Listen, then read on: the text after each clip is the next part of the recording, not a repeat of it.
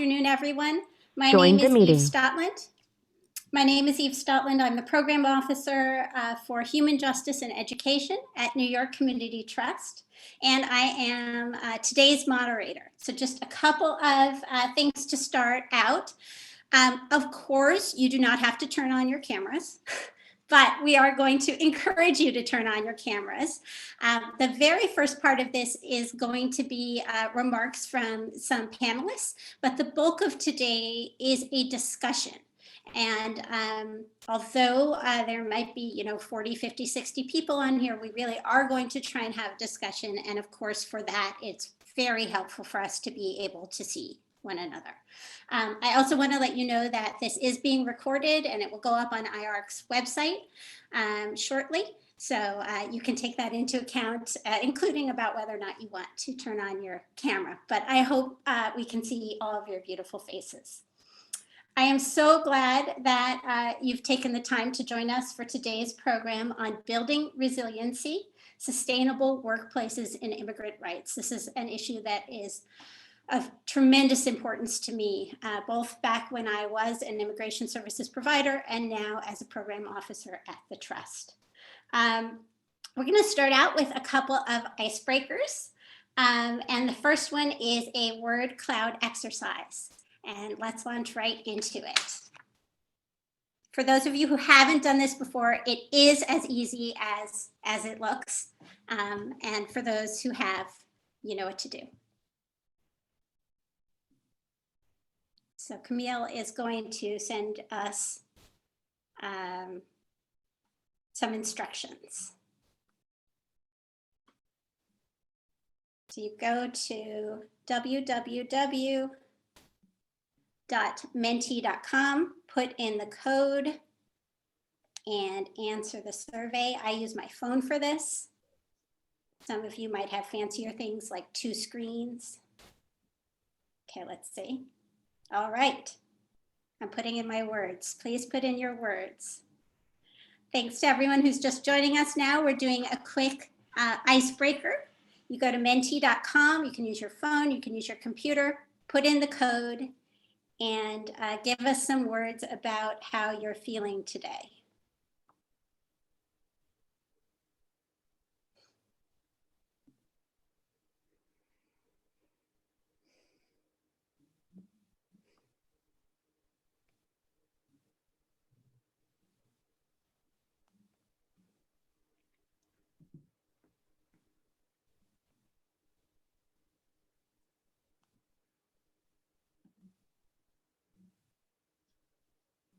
Okay. All right, sorry, just put in mine. Give it another second as more people get on. I love this exercise, thanks to Camille. We also have something in the chat box, stretched thin. I see a lot of different feels on here. Thank you to everyone who participated. I think this really is a great exercise and shows us that we can get a sense of our group mood even in a virtual setting where we can't be physically together. And pretty nice that hopeful is staying up there even as equally valid feelings like tired and low bandwidth keep us company as well. So thank you so much. The next and last icebreaker is to give us a sense of who is on today's call. And that should just pop up on your menti.com right now. All right. Keep the answers coming.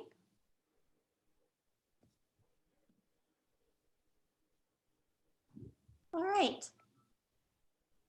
I have a chat, state government. Terrific. Well, welcome to everybody, legal services providers, community organizations, funders, and others. You're all a really important part of this conversation. Thanks, Camille. I think we can go back to the faces. For those of you who joined late, I'm Eve Stotland. I'm Program Officer for Education and Human Justice at New York Community Trust. And I'm happy to be joined today for this conversation by Yesenia Mata, Camille Mackler, Raj Borsellino, and a big thank you to Ali Chin, one of the Trust's amazing graduate fellows who has just been very instrumental in setting this up today. So each of our panelists will introduce themselves. I'll call on them in order, and then we're going to open it wide up for discussion. A reminder for those who just joined, or first time alert for those who just joined, please turn on your video if possible, and this is being recorded. So I'm going to ask Yesenia Mata to introduce herself and to give us her thoughts about today's issue, building resilient, sustainable workplaces and immigrant rights. Yesenia. Hi everyone, my name is Yesenia Mata. I am the Executive Director for La Colmena, an immigrant and day labor rights organization based in Staten Island, New York. I'm very excited to be on here with all of you to have this important discussion of what our immigrant community has been going through during COVID, but as well what our community organizations have also been going through. I know it has not been easy for many of us to continue doing this type of work, especially right now.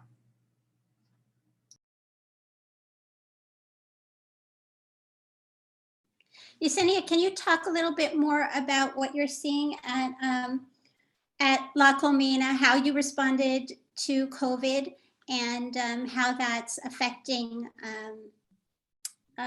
both your members, since you're a membership organization, and your paid staff, and if you feel comfortable, you yourself?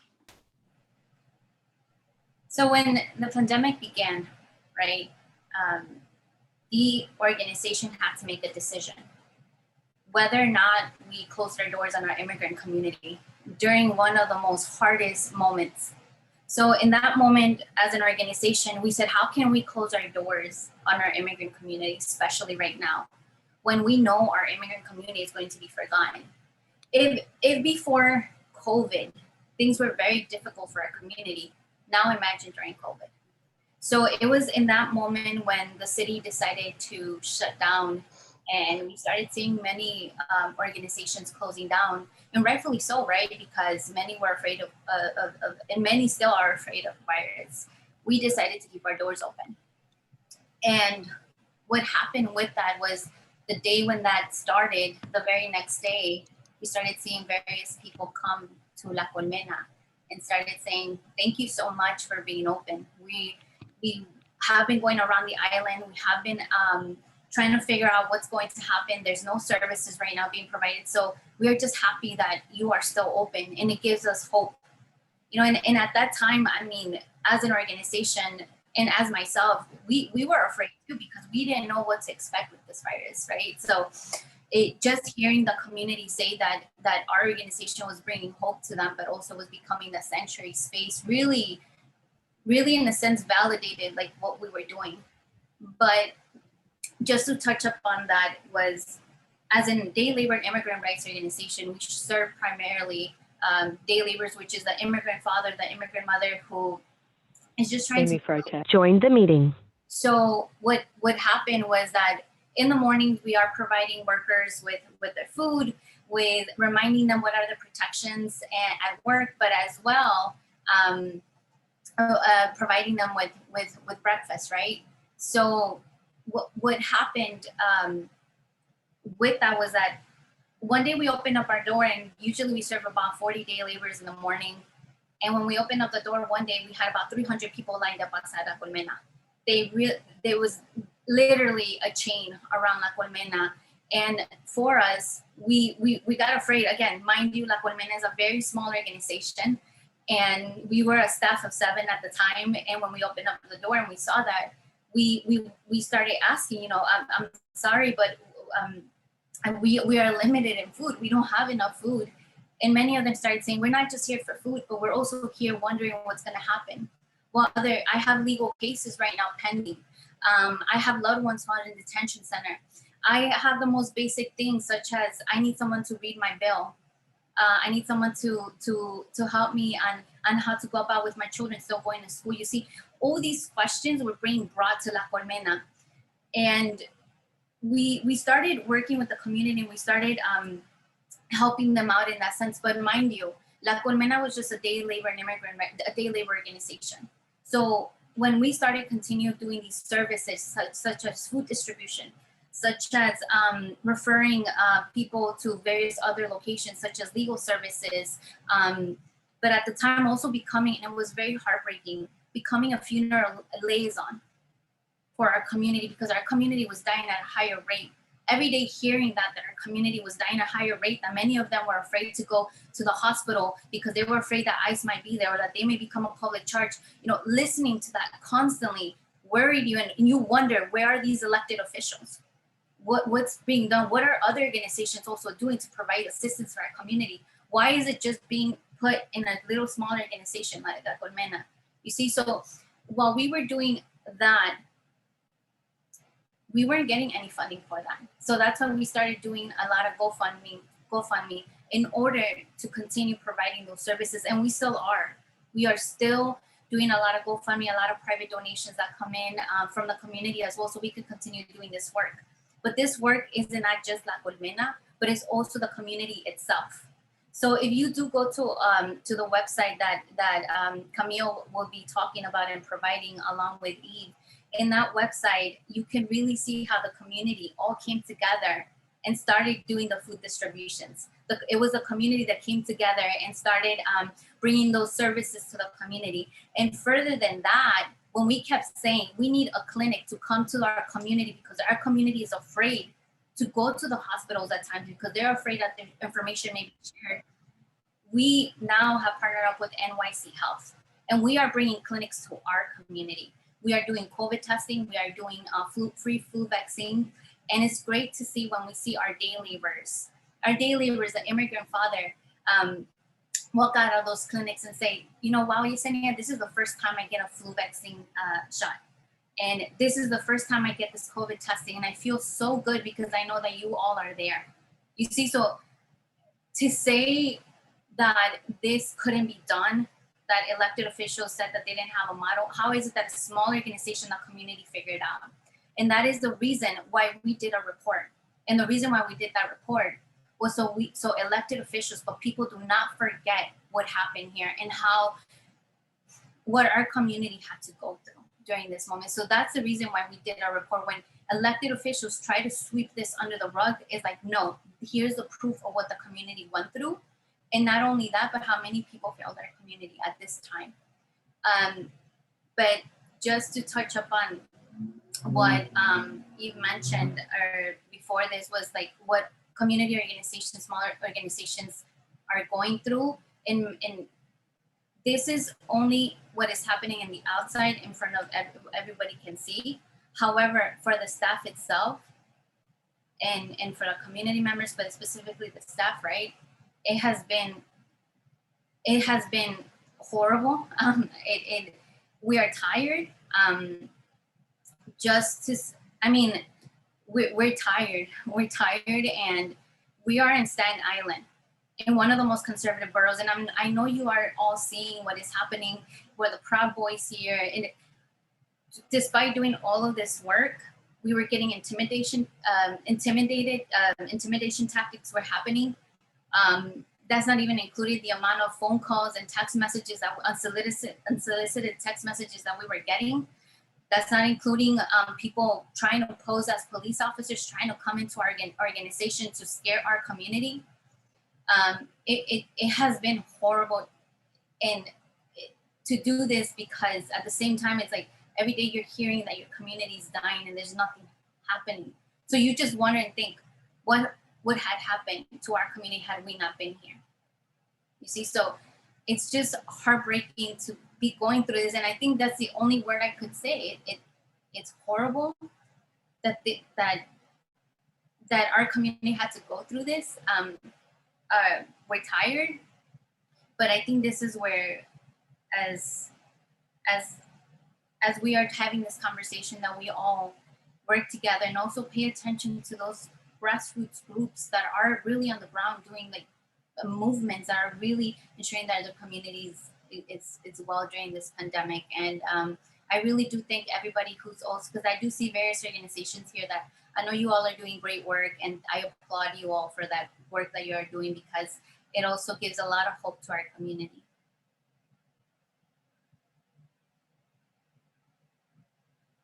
Thank you so much, Yesenia. I really appreciate that. Camille is going to speak next. Hi, thank you, Eve, and thank you, Yesenia, for that really moving way of starting off this conversation. It's a hard conversation to have, but it's also, I'm so happy to be here and to be having this event, because it's just New Yorkers doing what we do best, which at the end of the day is taking care of each other. And so I'm grateful for this. So for those who don't know me, I'm the executive director of the Immigrant Advocates Response Collaborative. We're a coalition of over 80 nonprofit and professional associations that provide immigration legal services throughout New York State. And I want to add to what Yesenia said and start off by saying, of course, that, you know, the biggest heartbreak in all of this has been seeing what our communities are going through, not just in the last 9 months of this pandemic, but also against the backdrop of the last 4 years of just trauma upon trauma. And to talk a little bit about how that has affected the service providers as well, because we're all part of sort of this ecosystem, and we need to make sure that our service providers are strong and supported so that they can go out there and support the communities as best as they can and help them through this moment. For service providers, I think I can speak pretty generally, not just legal service providers, but service providers in general. The feelings of burnout and exhaustion are at an all-time high, both, like I said, because of the pandemic, because of the election cycle and the campaigning and the last 4 years, and even before that. It is certainly hurting staff productivity. There's specific stressors tied to the pandemic, such as caretakers for children who are not in school or who are less in school, caretakers for others who are sick or who are at high risk. We have a lot of nonprofit staff who are from the impacted and marginalized communities that are especially affected by the current challenges in landscape, especially when you factor in also the racial justice reckoning that occurred earlier this year. So we've been really trying to focus efforts on shoring up attorney or legal representative resilience and well-being needs to try to have some additional focus. But because of the political climate, because of the work that providers do, because of the needs of the communities that they serve, there hasn't been any reduction in sort of the need in that side, right? In the deliverables that they're trying to meet, both deliverables in the very funding sense of the word, but also just generally the need that they're trying to meet more broadly. They've been facing need to train new staff, existing and new. The supervision has taken on a whole new dimension to try to sort of, for supervisor to try to be there for staff, to try to, make sure that that they can retain staff, that they're not losing staff in this moment when they have had to hire, try to onboard staff in these very difficult conditions. All of that takes a lot of time, and it's time that is taken away from casework and direct client work, and has an effect on how somebody structures their day, and their hours, particularly when they're at home dealing with the additional needs that they may be facing at home. And then even the client interactions have become harder because many clients are extremely traumatized. It's hard for them to open up via phone or Zoom or other ways like that. All of the sort of rapport building mechanisms that legal service representatives and service providers broadly are used to employing don't translate well to these sort of remote communication needs. Many clients don't have privacy or confidentiality. They don't have a space where they can talk calmly and confidentially about the experiences that they've had. Sometimes, that's very critical to a case for a victim of domestic violence or an asylum seeker or a crime victim or others. They often have to go into their past traumas into a lot of detail, and that's not always possible right now. And then there's the whole other side of it, which is it's just been impossible to prepare filings and to take all of that information, documents, information that providers are getting from clients and actually translate them into something that's Amy Freitag joined the meeting. the theory of a case, staff weren't always equipped with printers, with scanners. They need to make multiple runs to the UPS store. They find ways to meet their clients in a variety of ways when they can't meet them in the office, and they still have to obviously account for safety during the pandemic.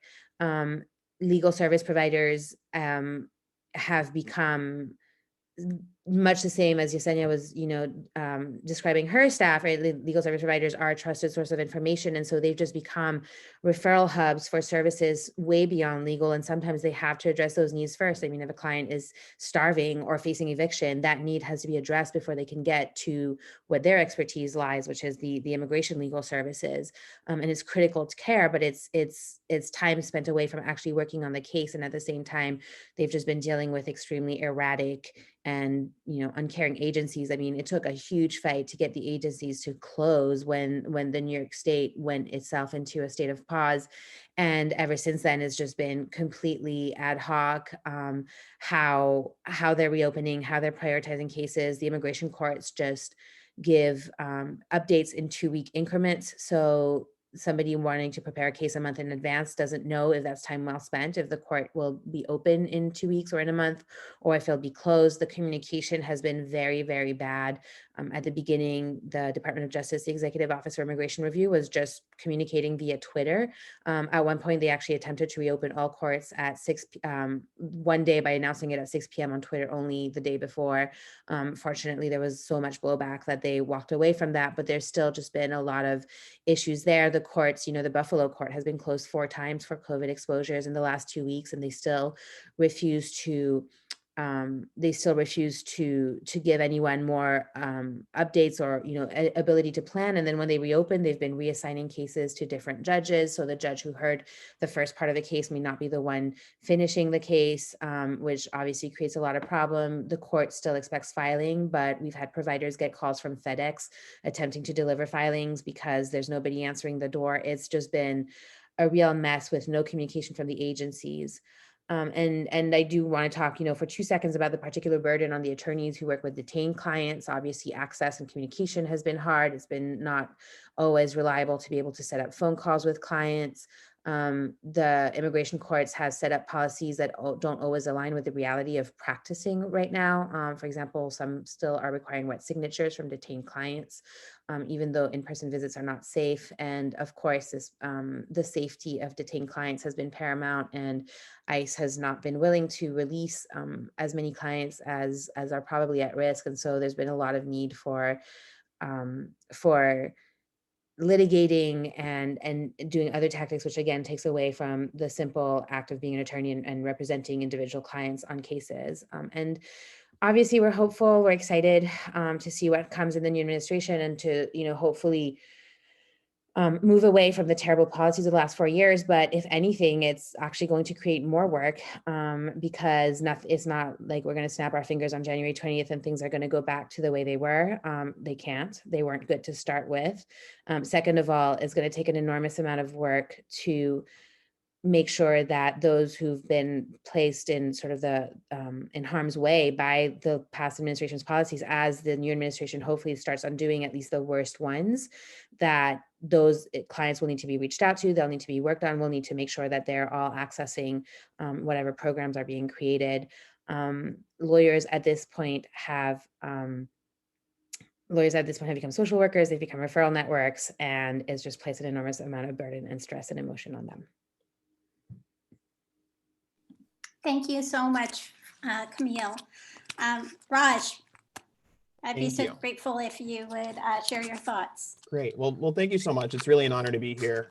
So my name is Raj Borsellino. I work as a program officer at the Robin Hood Foundation. And I'll just begin by saying that I realize that I approach this from a position of privilege as someone on the funder side and not someone who's doing the same type of client-facing day-to-day work that a lot of folks here are doing. But I've also seen the toll that it takes. My wife, Aditi, is an immigration attorney at the Legal Aid Society. She's been in this line of work for many years now. So I've seen some of the challenges that this work creates, but really not to the same extent as a lot of other folks sitting here. I do want to talk about what I think are some very valid critiques about philanthropy and the ways in which philanthropy has historically operated. Ways that have not necessarily been oriented around resiliency for frontline practitioners. For example, to Camille's earlier point, the emphasis on sometimes immediate measurable results, which often does not align with the timeline for immigration cases, or the ways in which traditional metrics don't always capture some of the fantastic work that's being done around racial justice and systems change, as Yesenia noted. And it's something that I'm trying to be mindful of moving forward, especially when we think about burnout in the legal profession. And philanthropy should also think about reimagining the relationship and the power dynamic between funders and grantees, to try and envision a process in which grantees really feel comfortable coming to us at various junctures, really to make sure that we understand the challenges that they're facing, and to make it more of a two-way relationship, and even ways that philanthropy can be supportive beyond the traditional funding scheme. And so, just as one example, Robinhood recently launched an initiative to start to address vicarious trauma faced by staff at organizations in our network, specifically groups that work with unaccompanied children. Several of those organizations are actually represented here today. We've learned that work around vicarious trauma has really been an unmet need for a lot of organizations, and that's largely due to limited funding opportunities. We also know that there's no one size fits all. And so every organization, every individual person approaches it differently. So as a first step, we're working with a group called the Sonar Institute to try and develop targeted interventions, to try and find ways to support each of the organizations that are part of this initiative. And that can be the form of supervisor trainings, one-on-one coaching, peer groups, organizational policy recommendations. And really our goal here is for it to be driven by the organizations doing the work and not by Robinhood. So I'll just end because I want to hear from folks here, but we are absolutely willing to work with community-based organizations to try and find some solutions here, because philanthropy does not have all the answers. And I'm very excited to hear folks' thoughts about that. Thank you so much, Raj. We have about half an hour for discussion, maybe 25 minutes, so we can leave a little time for some wrap up. There are two ways to share your thoughts. One is to just start speaking. Actually, three. One is to just start speaking. Two is, if you have your camera on, to wave. And I think right now I can see most of the people with your cameras on. So if you have then your name up, I can call on you. Just make sure to unmute yourself. And the last is to type into the chat box. Allie, who I introduced at the beginning, will help us with the chat box, and I'll make sure to check in with her from time to time to give us questions or comments that are coming in that way. And just a little framing, not that we have to stick to this in any way. So a lot of people, when they talk about resilience and vicarious trauma, talk about how does society support or not support big cultural institutions, resiliency, wellness or not? How do our workplaces support it or not? And how do we individually support it or not? All of those are on the table. I think all of those are really important and part of progress on this issue. Please, I should also say this is a place to talk about what isn't working. And certainly if people have something that at the personal, social, personal workplace or social societal level is working, it's certainly a place to talk about that too.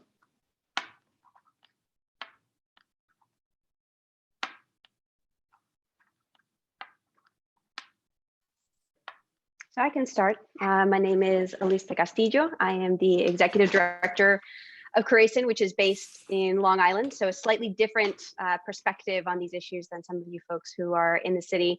First of all, thanks to Yesenia and to Camille for really giving a very clear picture of what it is that the providers are facing today and really have been facing over the past few years. And also thanks to Raj for saying that the folks at Robinhood are really trying to kind of reimagine the donor-donee relationship. That gives me like a huge, you didn't hear my sigh of relief, but there was an audible sigh of relief when you said that, because I think that that's a really key piece here. I can look at my staff in particular. We are obviously direct service providers providing both legal services and community education and advocacy. And I think that, you know, as Yesenia and Camille were speaking, and I'm seeing all of these nods from all of my colleagues here on the screen, I know that you all it resonates with you when folks say, I don't just have a legal team, right? This year, all of our attorneys and all of our paralegals became a fantastic team of social workers, right? I think that that's very, very reflective of the folks that we work with, because they're not people who say, no, these are the clear contours of my position. This is all I'm going to do. And anything else that would address community need, but that falls outside of that, I'm not going to touch. Nobody in any of our offices would ever say that. I know it's certainly the case in my office. And again, going to something Yesenia had mentioned earlier, that a lot of the folks that we work with are coming from affected communities, right? So it's not just I'm helping provide direct services and direct support to people in need in my community, but I'm also joined the meeting. I'm also facing this when I go back home. And one of the issues I think for us as legal services providers is when we look at deliverables in particular. Raj, I think it's amazing that you would even consider kind of re-envisioning the relationship, because I can tell you that it would never occur to me to knock on the door of my funder and say, thank you for the $100,000 you gave me to do 300, UAC cases. Let me tell you why that's not practicable anymore. And I think that under the current circumstances, it's really important to be able to engage in that dialogue and explain how, right, when you started funding this program 5 years ago, we could get those 300 cases done in a year. That's not the reality anymore. And it's not just not practicable because it's not what the system allows. It's not practicable because I can tell you that if I put that expectation on my staff, I'm going to have no staff by the end of the year.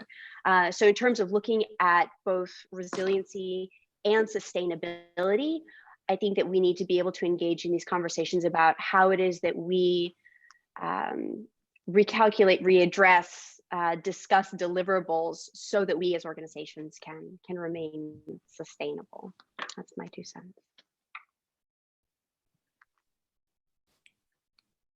Thank you so much, Elise.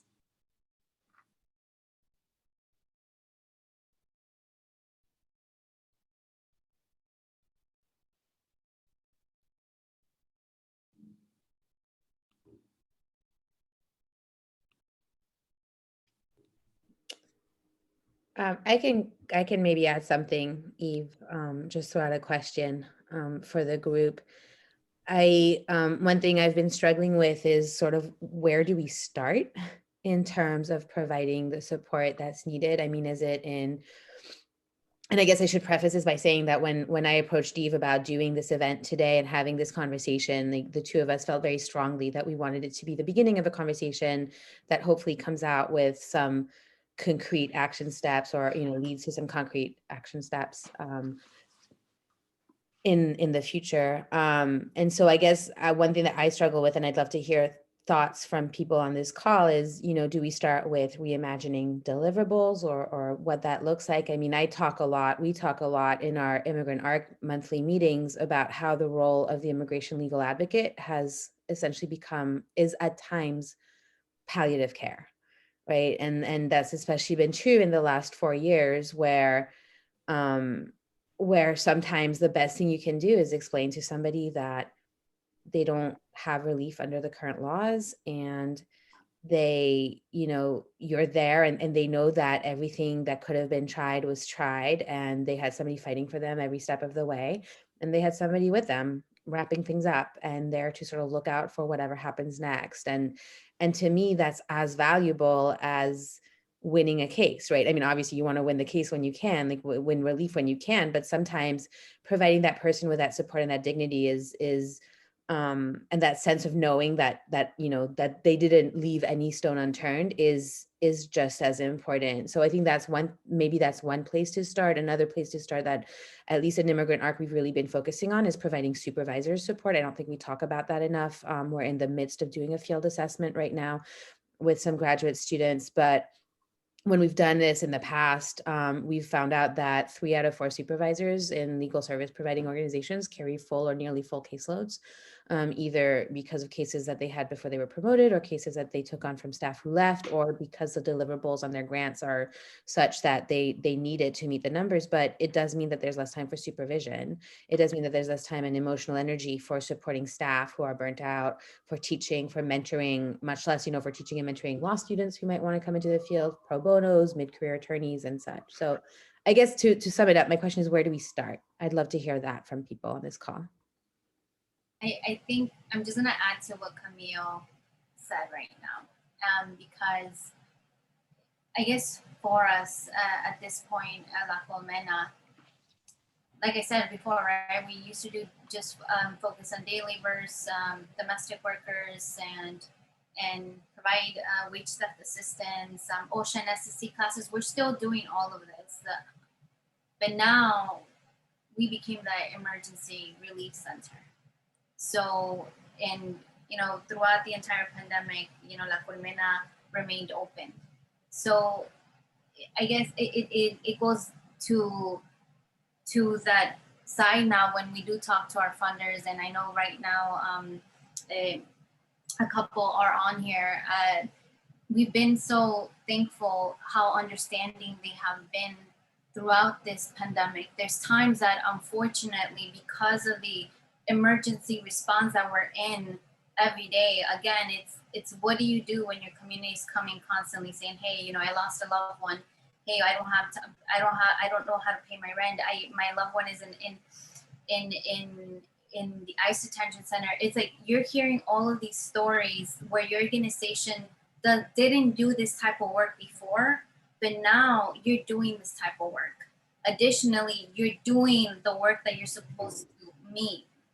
And additionally, then I have to, as ED, I have to take care of my staff, making sure that they are okay. And I think I would like to say, like, I've been very blessed to have staff that lives directly in the community, that literally live like a couple blocks away from La Colmena. And one of the things they say is, well, how can we close our doors, when this is like also my family that lives in this area? You see, how can we do that? So it puts us in a position now where we are trying to handle our deliverables based on the grants that we have, but as well, now we became this emergency relief center, and now we were able to do this type of work. But guess what? The second wave is here now. So we are now put in this position where the staff, myself, we're stressed because again, we don't get funding for this emergency relief responses that we're doing. And we're trying to figure it out on our own, like doing, again, like we do a lot of GoFundMes, and we do, like, people donate to us. Like, we're just so grateful to see that response. But, we're dealing with that, the second wave. And then additionally, being in Staten Island, again, it's a very conservative place that on back of our minds, we're constantly receiving certain text messages or certain calls that in the beginning we were afraid, but now I would like to say, like, we're used to it, we know how to handle it. But that is very sad that it has gotten to this point that my staff and myself were like, oh, we could handle it. We know we should have never been in this here in the first place, and we should have never been doing the elected official's job. Like, I guess it gets to that point, to Camille's point, right? It's the burnout, and what do we do? Like, as for myself, as an organization, we don't know how we're going to continue being able to provide these services. But I know we're not going to close, but it's just, how do we continue? And what if this doesn't stop anytime soon? And we have these questions too. And that's why I really like having these conversations with all of you, because I know many of you also have certain responses to this, and we can learn from one another. Hi, everyone. My name is Arlenis Morel. I'm currently the Chief of Staff of Make the Road New York. My pronouns are she, her, ella. Make the Road does a combination of community advocacy. We have a legal service department. We also provide adult-led. We have a youth program and a health department program. And some of you, I recognize some of your names and organizations. So I'm so happy to be in community talking about this, because it's affecting all of us and people that are on the ground doing this work. And, I just want to share some of the stuff that we've been doing. And also, I'm so happy to be hearing. And Yesenia, sending you lots of love. A lot of our work that we're doing. We have offices in Staten Island, Westchester, Long Island, Brooklyn, Queens. And it has been completely hard. Make the Road did not have a remote policy before March 13th. All of our work, very similar to La Colmena, is done in our community centers. And so we didn't know what remote work was. And when we closed our offices for 2 weeks, so we thought, we did not have a plan on how we were going to continue to do this work. And it took us about 3 weeks to realize that this was not going to be just a 2 weeks closing. And as Make the Road, we had over 50 campaigns that we were working on. And our staff, the main question was, how do we continue doing this work and support our community? Once we did not know how to do this work without being present in our community center, and we had to sort of like reinvent it and be creative. And our members, as many of you would know, they do not have access to technology. This Zoom that is so now, you know, the new trend, and we all get used to it now, was not a thing back in March. And so, you know, we held weekly committee meetings, and now we did not have access to our own people in our communities. We'd close our, and the way that we express it is that we closed our offices for safety reasons, but we did not close Make the Road. And so our receptionists, our staff, we have a staff of about 250 people, including advocates, lawyers, organizers. And so everybody had to become a social worker. Everybody had to be hands-on and just be there for the community. I would have to say that the hardest part of this pandemic, and when I heard Yesenia talking about the second wave, I sort of like had backflashes, is that we became, you know, social workers, but also the support of the community that were losing their loved ones. And so I personally had to learn how to claim a body from a hospital and how to call an ambulance for one of our members who were dying in their house. And so, you know, we are thankful for the support that we get from many funders that do understand the work that we do. And we were able to open a in memoriam fund because our people did not have the $800 to cremate a body. And so I learned a lot of things that I did not want to learn. And unfortunately, that was the new reality for a lot of our paralegals, our lawyers, who couldn't get to the immigration courts. So Camille, I totally hear you, right? Like the stress of having those cases stuck and people not knowing, and the uncertainty of not knowing where your case might be or what is it that you need. And when we saw all of the stress and all of the trauma that we were going through, we also realized that we needed to support our people. Our supervisors needed to be there more. So we partnered with the management center. I do operations, so human resources, administration, IT, finance. It's sort of like, you know, where my strong skills are. And so we partnered with the management center. We provided supervisors support because we couldn't supervise the regular way. This was not business as usual. And we provided extra COVID-19 flex hours. We were talking to our staff on how to use their vacation, personal sick, and now an extra pool of hours that they had that we call them COVID-19 flex hours so that they could use them as mental health support. We also partnered with the COVID-19 network, which I'm happy to share that information. They're a network of therapists, psychiatrists, holistic approach to mental health support. And we started being in community. We did, you know, staff check-ins every Friday. Now we're doing them more once a month, but departments are still meeting constantly. And we do talk about our mental health. We do talk about flexibility. There are many benefits that we have implemented, including the emergency EFMLA for parents. That has also been a struggle in the movement. You know, like we all thought that working from home was going to be easier, and it just has become that you're just sitting here for more than 12 hours and you also have your kids in the background, you know, doing remote learning. So we have been trying to be as flexible as possible for parents, providing them with EFMLA and in improving that benefit. And I'm happy to talk more about that, but I'll stop there. I feel like I've talked a lot. But, you know, I do think also on the emergency relief fund for our communities, as Make the Road, we have distributed about $4.5 million. And it's very sad to see that the more money that we distribute, the waiting list keeps growing. And so we just finished doing around 5 of gift cards to our communities, and we distributed about $450,000 between Thanksgiving and now the holidays. And our waiting list is so long. And so when I hear people, when we say $4.5 million, that's a lot of money. But when I think about the list that I have and the dashboard and the waiting list and all the people that we know still need more money, and that the money that we have been giving families is not enough. $800, $150, $200 is not enough. And so for those excluded workers and people that we have in our communities, we just have to continue fighting. And so I'll close by saying that we have to keep advocating for our communities. And then just because we have someone new in the White House does not mean that our job is going to be easier. So I also want people to really think about that, because there might be some downplayed on like, oh, we have a new president, things are going to get better. We have to keep fighting. And also that the money that nonprofit organizations are receiving is not enough for our communities. We have to do something bigger.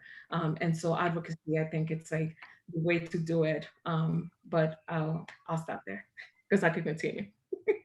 Thank you. Hi, my name is. Oh, sorry, please, Sarah. Go ahead. No, Sarah. Sarah, please, you started first. Sure. Thank you. I'll be brief. My name is Sarah Bertozzi. I'm the managing attorney at Journeys on Refugee Services in Buffalo, New York. And I also feel that our agency has become an emergency relief center. I appreciate that term. I just wanted to share my thoughts as I'm listening to everyone speak. Because of the decision by immigration agencies to remain open and all of this poor communication that Camille discussed by those agencies, I don't know of an immigration legal service provider in the state that stopped working. We all fought, we all solved problems creatively every single day, which is so amazing. And I'm so proud to be a part of that community. But we've all spent so much time in this survival mode that I feel like it leaves very little time to reflect on things like what we've done versus what we were contractually obligated to do this quarter under our funding streams, what we need to do to get the job done this week or this month or today. Where do we start in supporting our staff that's doing this work on the ground and putting themselves at risk every day? I think this trauma was very real and we're still in the middle of it. And it's very difficult to step back and see that bigger picture and try and consider what our strategic response should be in a strategic and thoughtful and careful way, and not being responsive and caught in that survival mode. And I just think an understanding of that position we're all in by our funders, but also particularly by each other and for each other is quite crucial right now. Thank you. If I can jump in here, Rex Chen at Legal Services NYC. Thanks, Sarah, for that. Thanks, Camille. I support what people have been saying of the short-term immediate needs. Camille, you opened up the discussion to what about the ultimate goal or these higher level thoughts. Sarah, you say, there should be some type of strategizing. I agree with that. For me, this type of drastic COVID disaster was a very in-your-face moment to show that there are dire community needs and the power of community, giving power to the community, getting community needs and their voice involved. It shakes up that model of you sit back, you see what the deliverables are, you propose it, you get the approval, things don't change, and then you can actually deliver it. But that just doesn't work now when there's such drastic changes. And there were also flaws with that model even pre-COVID, because maybe part of it is not just how do we as nonprofits and smart leaders strategize, but how can we do more to give power to communities and get that support to spend that time to really develop community power, especially when some of our biggest challenges are systemic racism, ingrained poverty, big ticket issues, not just legal services for immigrants.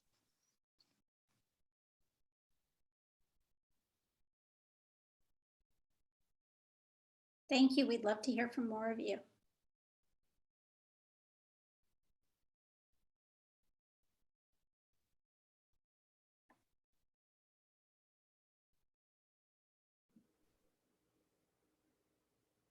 I think also just want to say a big thank you to everyone who has come forward and said something. This is such a hard topic to address. But I think, Immigrant ARC's goal is to increase access to justice for immigrants by building a sustainable and strong and resilient legal services field, but we're only one part of the answer.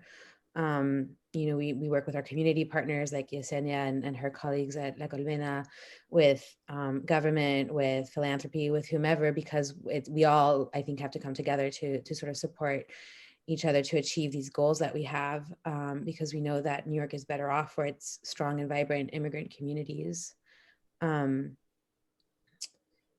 I had a question in there and now it's completely flown my head as I was just sort of taken up with the emotion of hearing how folks are talking.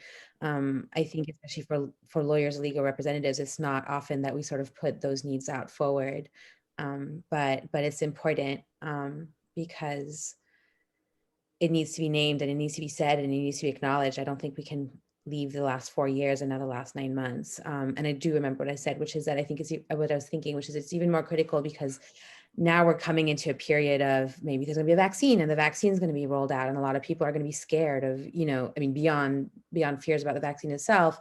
Can they go to a community health clinic to get the vaccine? Where can they go? Where will their legal status not be jeopardized, because of public charge rules or things like that? And I think that, so now I know from the legal representative standpoint, at least, we're gonna need to develop medical expertise to be able to properly advise someone to, on how they can respond and take care of themselves and their communities in this crisis. So it's definitely an ongoing conversation. I'd love to hear from more folks though, if others have ideas on things that have been brought up or things that haven't been brought up. And I guess maybe a question I have, maybe this is more for philanthropy. So Raj, I'll just put you on the spot since you're already on the spot for your thoughts, is how do we, I think a lot of time providers, feel like they're already, they're willing to go above and beyond. And like, is there a way to sort of reimagine how we view deliverables that allows providers to still meet the goals of the funders who support them and at the same time give them flexibility to do what they need to do on the back end to support their staff and support their who may be going through very individual and traumatizing issues right now, because of COVID or because of anything else? Sure. Well, I certainly can't speak for all of philanthropy, but I can just say a little bit about sort of the way that we've been approaching it at Robin Hood and the way we hope to approach it moving forward. I'll just say, philanthropy is unfortunately a sort of a slow moving field. And that's just kind of the nature of the beast. And, but I guess what I would suggest is as you're going through the contract process and sort of negotiating deliverables, make sure to be realistic up front about what's actually doable. I think oftentimes there's a desire to sort of please funders and overpromise things. And if it looks like things aren't going to play out, obviously the pandemic was a major reason, but other things come up. Be upfront about those things. Be straightforward. Make it a conversation.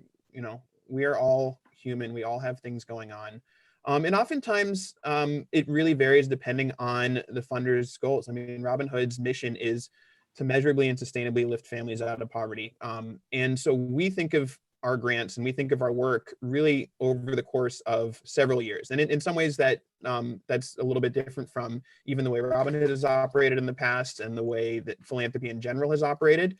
That doesn't mean that we don't request, sort of 1 year deliverables, but we're looking at this longer arc. And to the extent that funders are willing, and I think my sincere hope is that they are willing to have those conversations about not just what could happen over the next 6 months or the next 9 months or the next 12 months, but what things could look like in 2 years, 5 years, 10 years.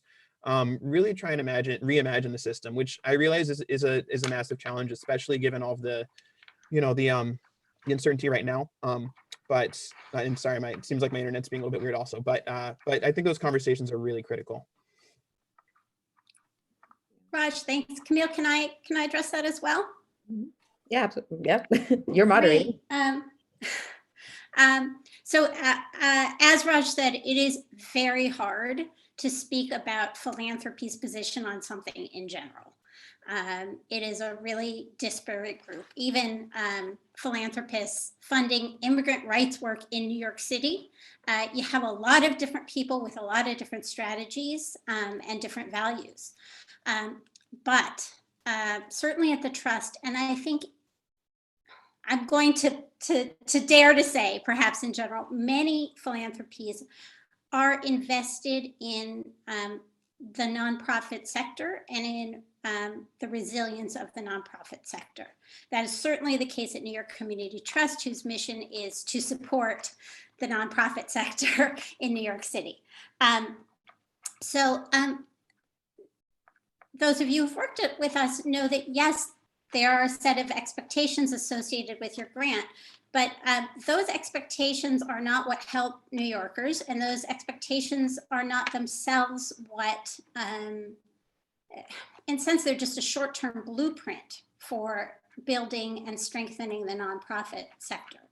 So it is not in your funders' interest, for example, if an agency goes out of business, if they have a crisis, if they spend tremendous amount of money on turnover, recruiting people and retraining people. So how you might communicate that to a particular funder is different depending on the funder. But I think that philanthropy in general, we want you to succeed. If your funders didn't believe in you, they wouldn't have funded you in the beginning. And they want you to succeed, and they know that you need to be resilient in order to do that. So again, I can't tell you how to speak to any particular funder, but I think that hooking up your needs back with that value of having resilient institutions and community groups to serve people in need is important, and it is a place where philanthropy and nonprofits and community agencies are allied. I know we're at time, so if I could just take like 2 seconds to say, Immigrant ARC, where we were volunteer run and led for over 3 years, we've just launched as an independent nonprofit. I want to offer us up as a space to continue to have these conversations with anybody who's interested. Please reach out to me. I can put my contact information in the chat, but you'll also have gotten it from the emails. We're actually about to release a report on the impact of COVID on the pandemic on legal services based on a survey of our members, and that'll go out next week, and I'll include it in the roundup email of resources that I share. Today's recording plus the resources are available at that webpage that I linked by email yesterday to all of you, and you can also find it under the past events tab of our website. And I really do hope that this is the beginning of a longer conversation, even as we hopefully start emerging out of this pandemic and start rebuilding under our new administration. There's a lot of work that needs to be done, and we need to, show up for each other like we always have. I'm gonna just thank Christine Fecco for putting some information about IOLA in the chat. Thank you for joining us today, Christine, and for that information. I